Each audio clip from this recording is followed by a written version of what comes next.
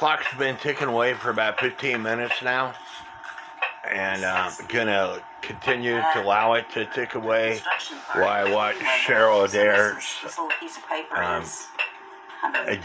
repairs YouTube video. Like I said, she's really good at repairing clocks. For somebody who hasn't been repairing clocks that long, she does a great job at repairing clocks. You should check out her channel, subscribe to it. She repaired clocks that I would not touch, to include a Waterbury double dial clock. And there's a reason why they have this slot in the foot of the crutch assembly. So make sure the brass leader wire, or make sure your leader assembly isn't touching the back of the foot. The piece has to be able to move back and forth. I wasn't happy with the noise that it was making, and the fact that it was only running for about 15 minutes. So I broached out the hole with a smooth cutting broach. Now there's no noise. So that should resolve my issue. And guess what I had to do, because I took the movement apart and put it back together? If you guessed a function test and re-oil the movement, then you've been paying attention to this video. You always have to do a function test after you take it apart, put it back together, and you always have to re-oil the movement, because you don't know where that oil went. You know, when you take the wheels out, the oil is going to come off. So always do a function test and re-oil the movement. Stop ticking. I was trying to figure out why. I've got this board right here, and the knot of the rope where they tied it together was hitting the board, so I had to move my movement over some. But the whole purpose behind getting a clock in beat is to get the even distance to the right as it is the left. So here I have a ruler set up so I can listen to the tick-tocks.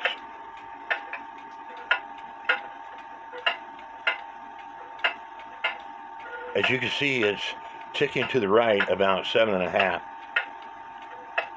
and it's ticking to the left about 6 3/4.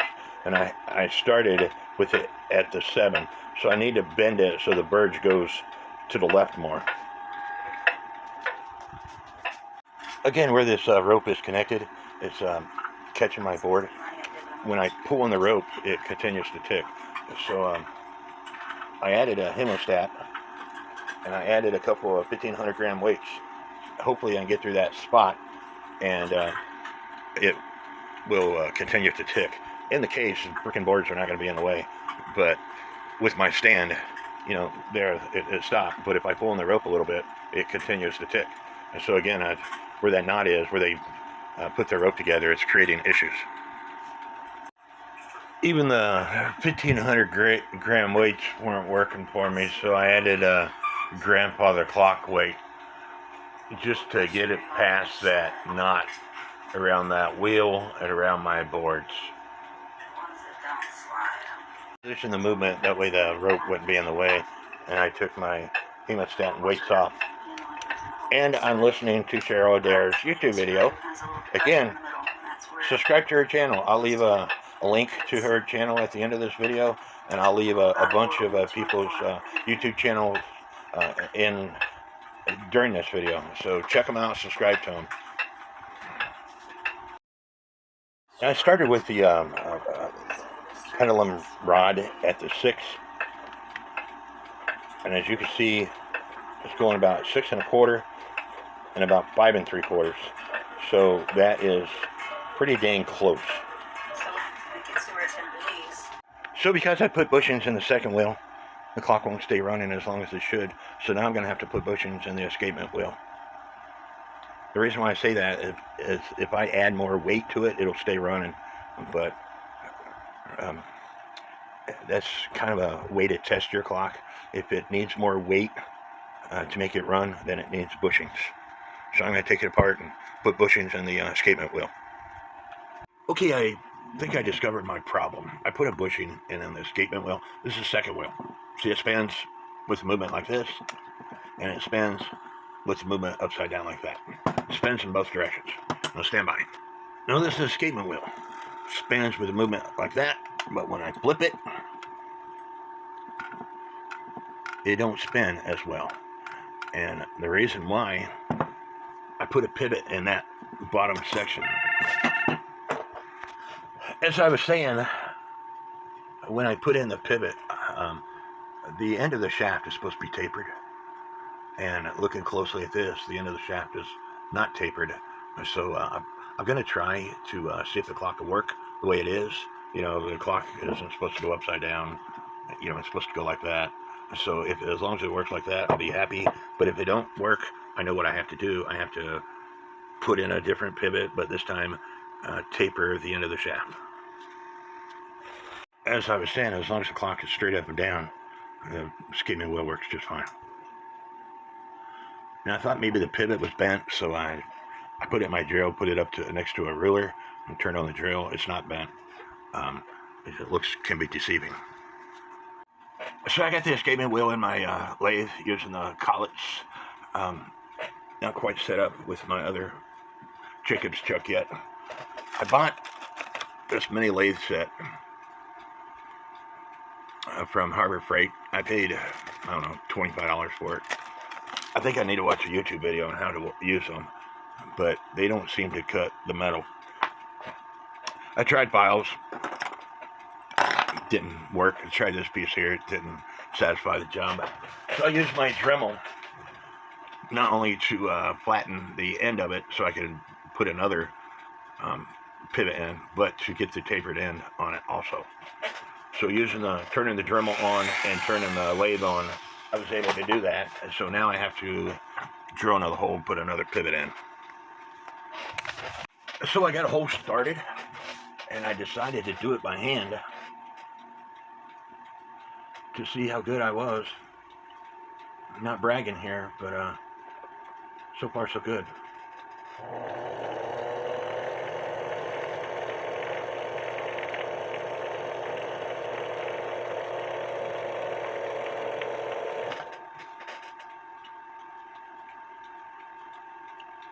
I go a little bit deeper, but I'll show you what it looks like so far.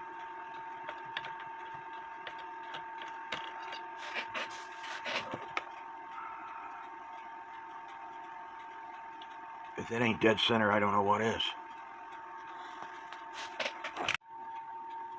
As you can see, I got the hole perfectly drilled into the shaft. Now, I had to make another one of these starter pieces, but you can see that the hole is close to dead center. And then you put the starter piece over the shaft and put your drill in there, and that gets you dead center. So now, because I don't have pivot shaft, I cut the end of my drill bit off that I used. And so I'm going to, I told you before I suck at soldering, and I've ordered some low heat solder. It hasn't came in yet. One of my YouTube subscribers suggested that I get high strength thread locker, and that's what he uses instead of soldering the pivot snap in.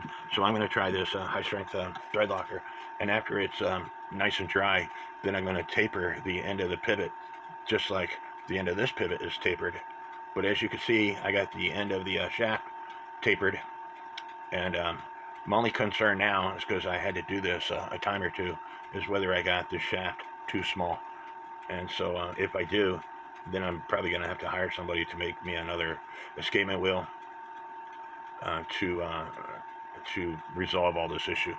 So I'm going to use that high strength thread lock, and wish me luck. Hopefully it works.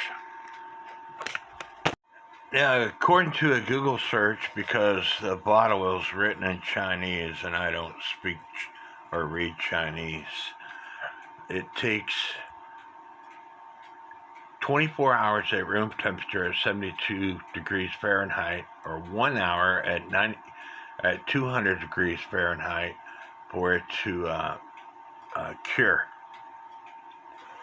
So I'm gonna put it in my other room, because it's hot as crap in my other room, like 80 degrees, and I'm gonna let it cure in my other room for 24 hours. Don't work. My backup plan is tomorrow my low temperature solder is supposed to be here. So hopefully that low temperature solder is low enough for me to work on clocks. Okay, the pivot has been drying for over 24 hours, so now I need to put it in my lathe and taper the end of it, and take some of it off because this pivot is a little bit longer than that pivot. So that's what I'm going to do now.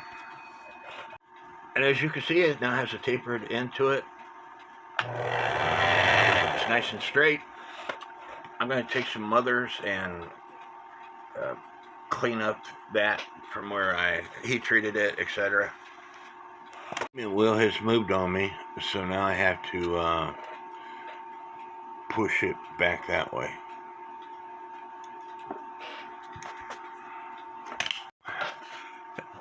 So it's been a couple of days since I worked on this clock. There's some things going on I don't want to discuss, but anyway, if you look really close, the burge and crutch assembly, this bushing needs to be replaced.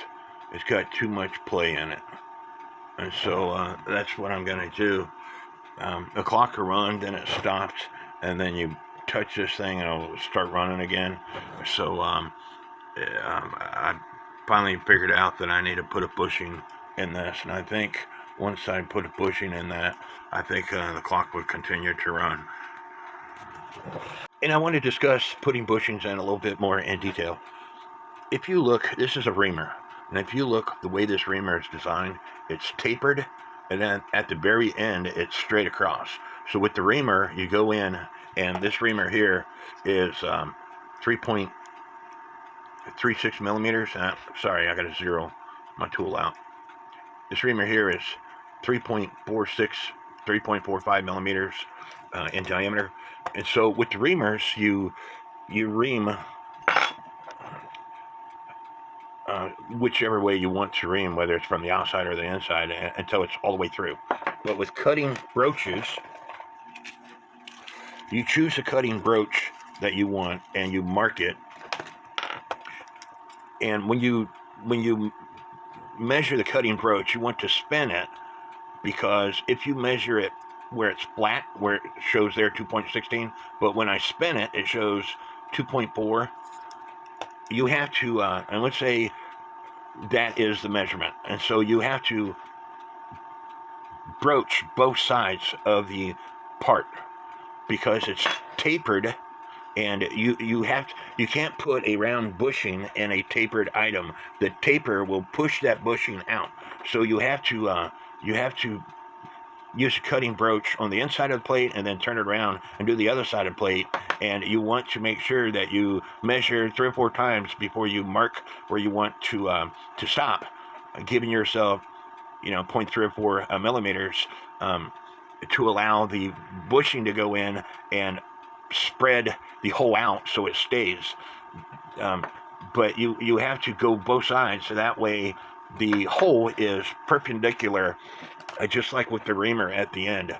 See, at the end, it is it's not tapered anymore. It's flat across. Let me get out my microscope so you can see it better.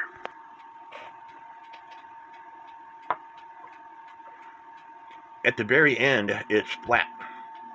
You got a tapered section to start with, and with reamers, you select a reamer, and you don't have to go from cutting broach to cutting broach to cutting broach. You select one reamer, and that's all you use, if you're doing it right. But at the very end, it's flat, and so you only have to ream one side of the plate. But with cutting broaches, because the way they're designed, they're tapered, you have to do both ends of the plate. Unless you're going to use up the entire broach, and at the very end, it is flat. Okay, but when you are marking your broaches like this, because you don't want to, because your hole is smaller than the rest of the broach, you have to go in from the inside of the plate and then turn it around and go in from the outside of the plate. That way the hole is parallel and it's not tapered. Now the bushing that I chose is 3.49 millimeters in diameter. Instead of using a small cutting broach and then go to the next size, the next size, the next size, I'm going to use a reamer. But this reamer here is 3.47 millimeters, so it's too big. So I'm going to use this reamer, which is 2.67, and then finish it off with this cutting broach. So when I get that done, I'll come back.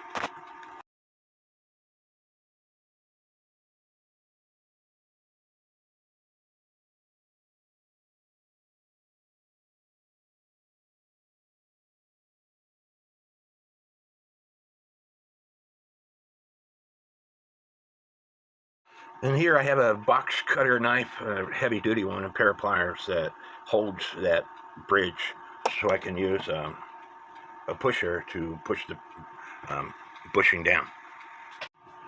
Now, in a perfect world where you're doing this professionally for a living, or if you were in the right place at the right time, like Ron Rosenkrantz and Cheryl Adair, they have a KWM bushing set that has the tool that you set the plates on, and then you use a hand crank. But in that set, there's several different kinds of bushings. But I don't have that set, so I bought a variety of bushings.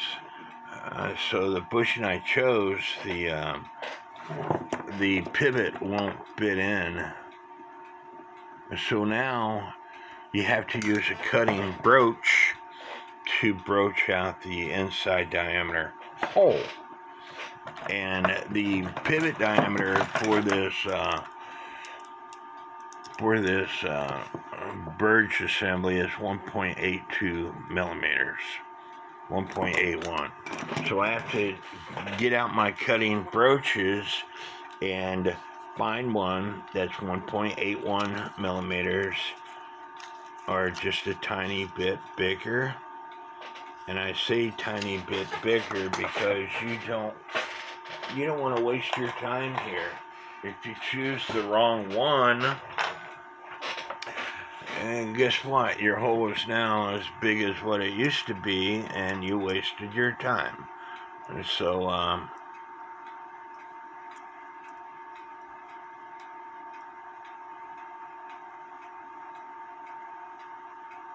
think this broach right here will work once I take this tape off. So I'm going to broach out the hole, then I'll be back. Okay, there's no longer any up and down play. There is in shake still.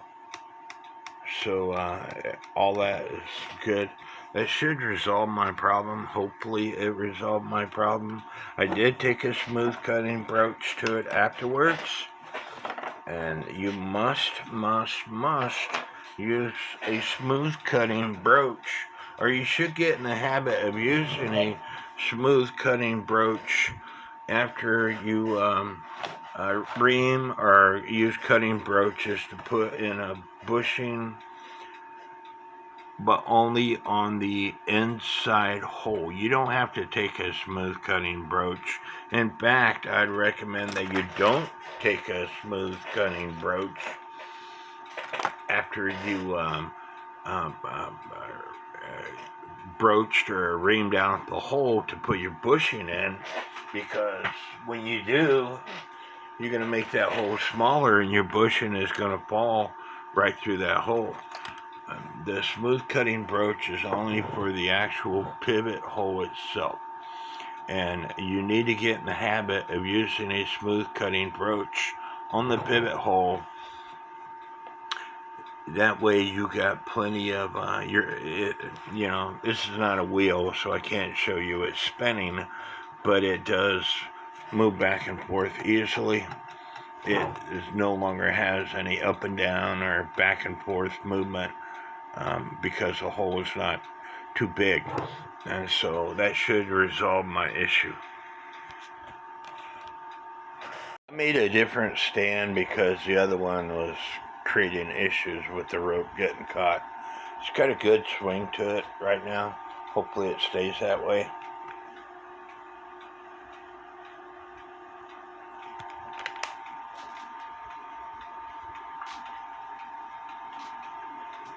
not ticking. It was.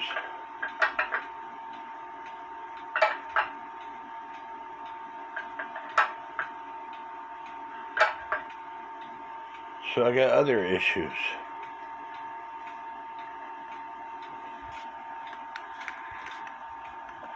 The problem was I didn't have this front lever on that starts the strike, and the strike was in a bind because it was down too far. So now that I got the front lever on, it's ticking away again. And you see the swing on it? Nice swing. Hopefully it stays running. I went ahead and put another bushing on the other side of the verge, but I couldn't understand why the verge would rock back and forth off the escapement wheel, and the escapement wheel wouldn't rotate. And come to find out, it was loose on the shaft, and so that's why the shaft would rotate, but the wheel itself wouldn't rotate. So I got my low temp solder in, and this stuff heats up super quick. And let me show you how super quick it heats up. That's how fast it heats up. Where the other solder I was using took a while to melt like that. So I pay like $7 or $8 for 2 rolls. One is 0.6 millimeters, and this is 1 millimeter in diameter off of eBay. But apparently it wasn't my soldering technique that was screwing up. It was a type of solder that I was using. And this is a core wire. I put some blux down on this, but I think this is, yeah, it's got blux in it. So you don't need blux with this wire. So I got the wheel off the arbor, and now I have to figure out where it goes. So putting the wheel back on the arbor and putting the wheel in the movement. Currently the wheel needs to go up higher because it's too far away from the verge assembly.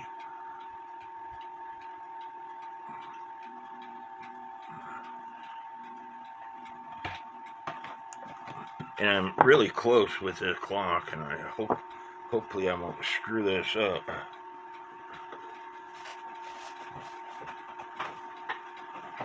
Getting out my staking set, I'm going to choose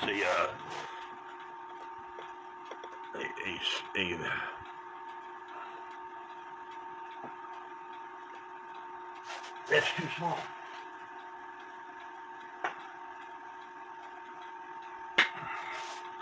I'm going to find something that'll fit over this pivot, and then push the pivot down some. And hopefully in the process, I don't break my pivot that I put in.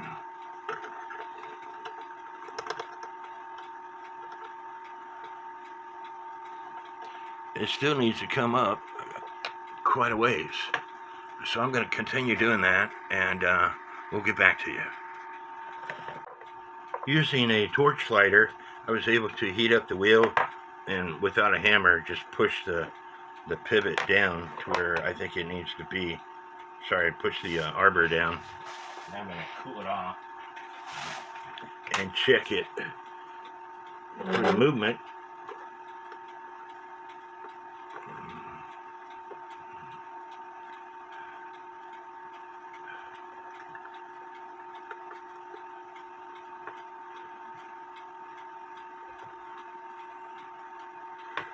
I might have gone down too far. I'm going to put the plates together and then show you what it looks like.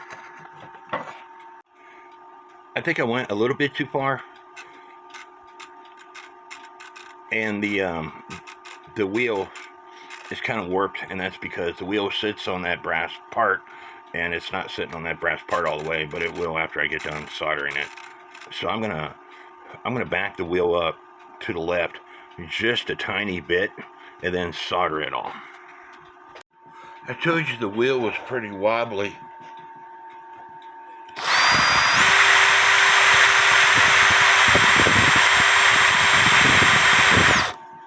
That's pretty dang good. If you look at the escapement wheel compared to the verge pallets, they are lined up where they need to be. I'm going to put a drop of solder on it so it doesn't move, and then clean all the water and stuff I got on this movement, put it all back together, oil it, and try it out. All back together, but there's not a lot of end shake in the verge and crutch assembly. I think there needs to be more. Too much friction. This clock defies everything I know about repairing clocks. There's hardly any end shake whatsoever in the second wheel. The clock will tick just fine, then all of a sudden it'll stop, and the escapement pallets are clearing the teeth on the escapement wheel. Sorry, the verge pallets are clearing the teeth on the escapement wheel, and when you pull the second wheel toward the rear of the clock, it'll take off ticking away. And like I said, I've already pushed the bushing toward the rear of the clock. It hardly has any end shake whatsoever. I could barely move it. I've never came across something like this before. It puzzles me and it pisses me off. Excuse my French. Now I think I finally discovered the issue. The escapement wheel, it's got a lot of end shake in it. So the second wheel is barely catching the escapement pinion gear. And so I need to push the escapement wheel up so it catches it more.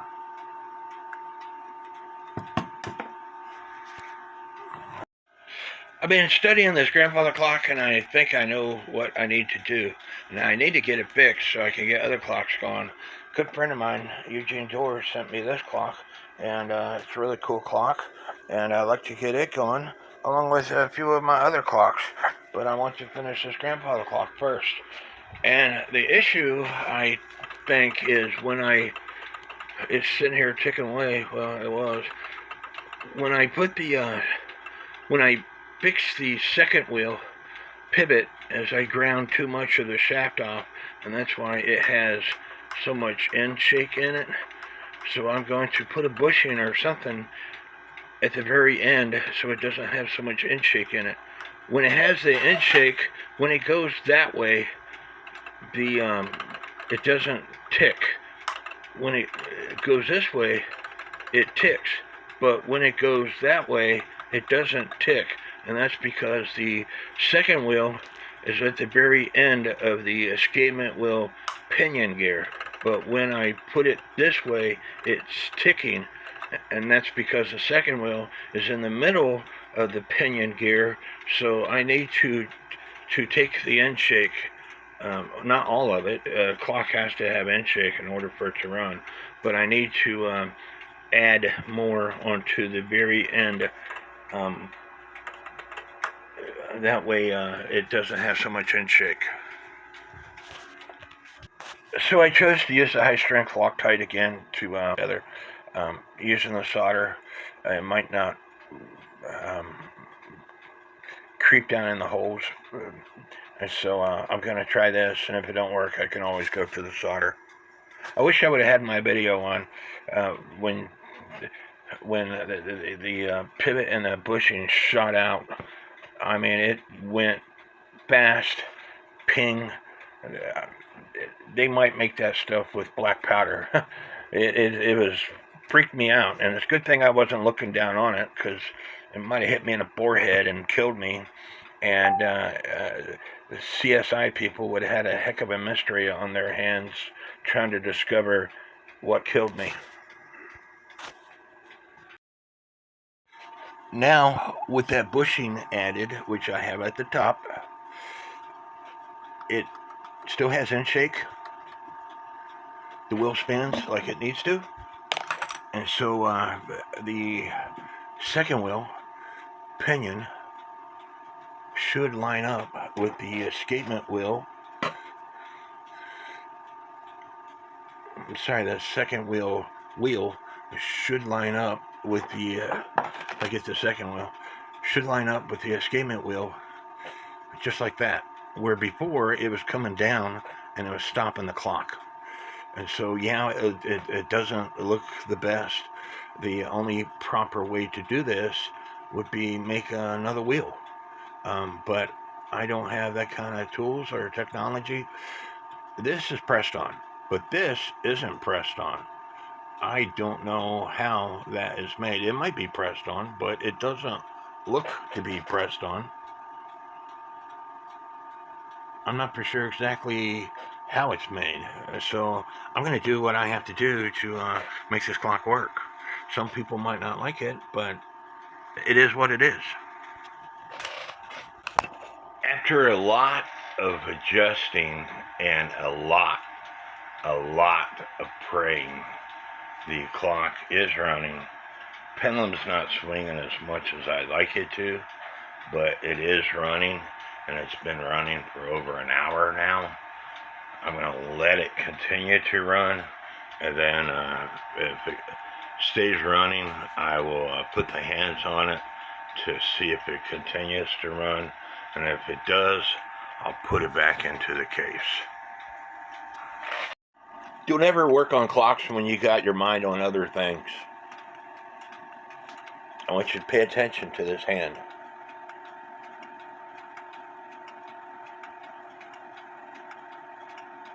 It's going the wrong way.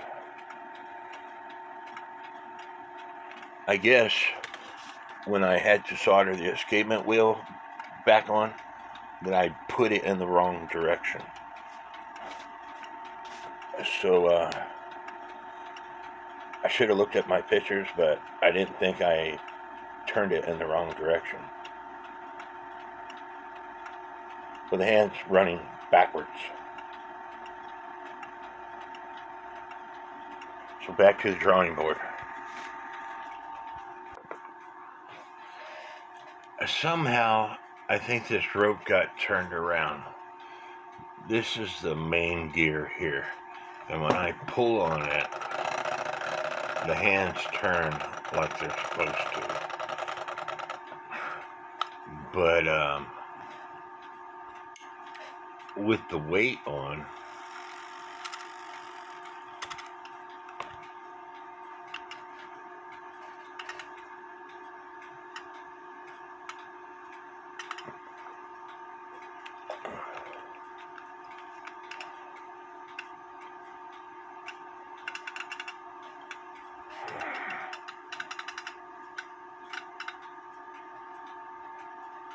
I can't see what I'm trying to show you.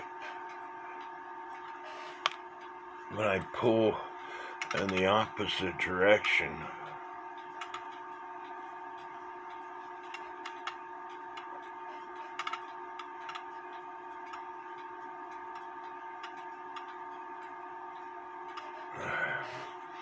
the hands turn backwards. I just having trouble showing you.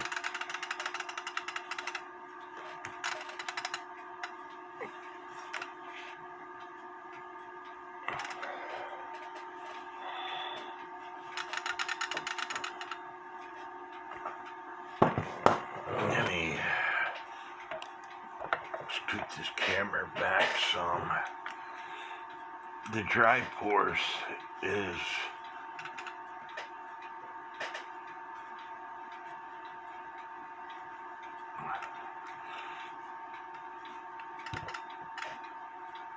anyway, the point I'm trying to get across is I believe the rope is not connected properly because the hands are turning backwards, which would explain a lot of my issues and why I had trouble getting this clock to tick. With the rope, with the drive force in the right direction, the hands are going clockwise as they're supposed to. So I'm going to have to study my videos, study my pictures, and figure this out. Gotta love clocks. Luckily, I have another clock that's a one-chain system, which is the same thing as this grandfather clock that I'm working on. So this is the time side, this is the strike side. The rope comes out of the left side of the time, goes underneath the pulley, goes into the left side of the strike, goes around the strike, comes down, and then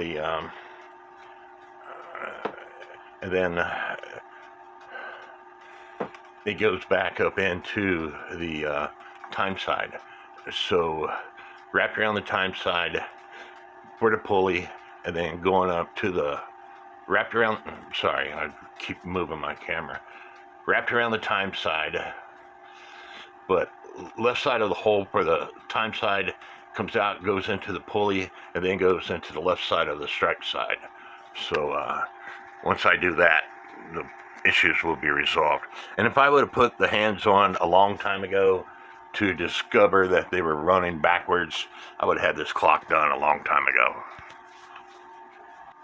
So this is the left side of the hole, and it comes out of the left side of the hole, it goes into the left side of the hole on the strike, and then the rope is wrapped around. So now I got the rope wrapped around properly, and when I pull on this pulley here, you can see that the wheel was coming down this way, where before it was coming down this way, making the clock run backwards. Pictures are your friend, but you have to take good enough pictures to see everything. My pictures somehow got turned around, but I have another clock that's a one chain system, just like this grandfather clock. Now with the rope routed right, you should be able to see the minute hand going in the right direction, which I have this backwards, so it's going to be going that way.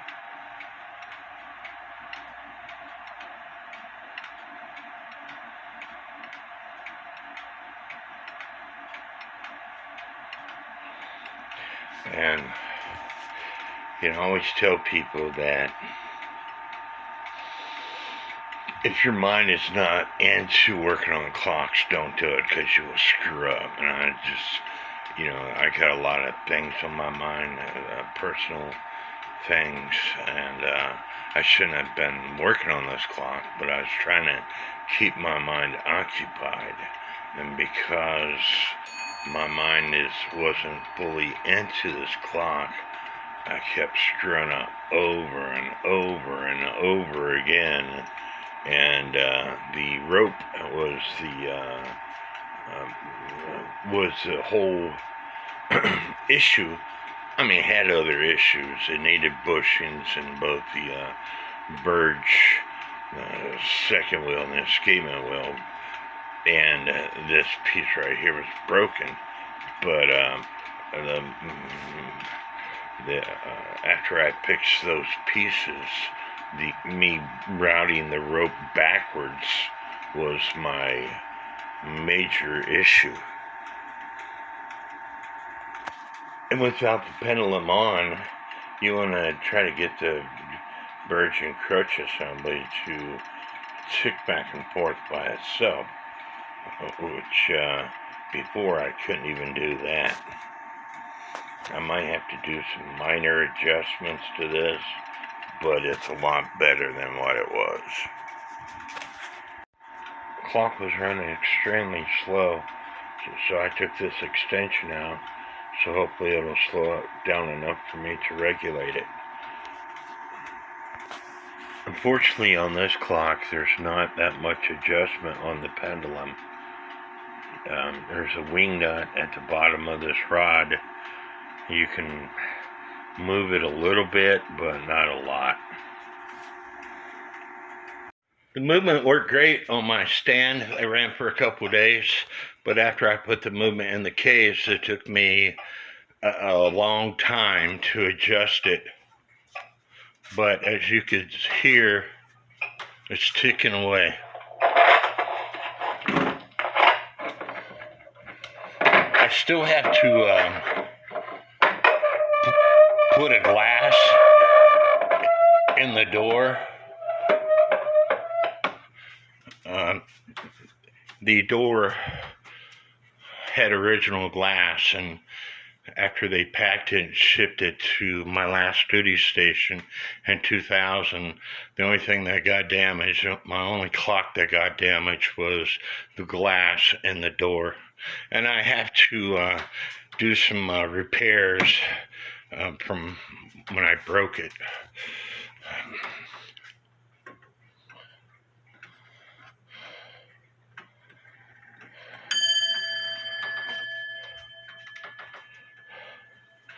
And the governor fan, for whatever reason, sometimes stops. But, you know, the clock hasn't ran in over 20 years. I'm happy with the progress that I got done on this clock. I did a lot of work to this clock, and I'm done with it. I've got other clocks I need to work on, but it ticks, it strikes, it just doesn't strike all the time. Anyway, I hope y'all enjoyed this video presentation. Leave me some comments, and may God bless each and every one of you. It's got a beautiful strike to it. And I don't stay in the main part of my house. As you can see, it's almost 95 degrees in my house. So I don't have central heat and air yet. I will next year, but I'm going to put many units in my house after I become debt free. But that's the reason why I don't like working in the main part of my house during the summertime.